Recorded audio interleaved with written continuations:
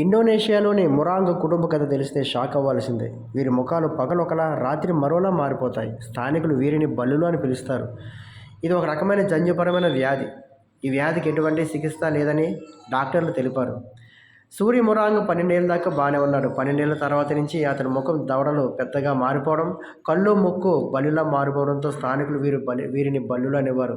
ఈ యొక్క లక్షణాలు అతని పిల్లలకు కూడా వ్యాపించింది. దాంతో వీరు అసలు మనుషులే కాదని, వీరితో మాట్లాడకూడదని జనం భయపడి పుకార్లు లేవదీశారు. కానీ ఇది ఒక రకమైన జన్యుపరమైన వ్యాధి అని, కానీ ఎటువంటి పేరు లేదని డాక్టర్లు తెలిపారు. ఇటువంటి ఎన్నో చిత్రమైన సంఘటనలు ప్రపంచం నలుమూలలా ఏదో సందర్భంలో ఎక్కడో అక్కడ జరుగుతూనే ఉంటాయి. ఇటువంటి వింత వ్యాధులు ప్రపంచంలో మరెవరికీ రాకూడదని, వీరికున్న ఈ వ్యాధిని కూడా నయం కావాలని త్వరలో నయం కావాలని కోరుకుందాం. ఇటువంటి మరింత ఇంట్రెస్టింగ్ సమాచారం కోసము 'విక్రమాదిత్య ఫర్ వరల్డ్' యూట్యూబ్ ఛానెల్‌ని సబ్స్క్రైబ్ చేయండి. ఈ వీడియో మరింత మందికి చేరువయ్యేలా లైక్ చేసి, షేర్ చేయండి. Thank you.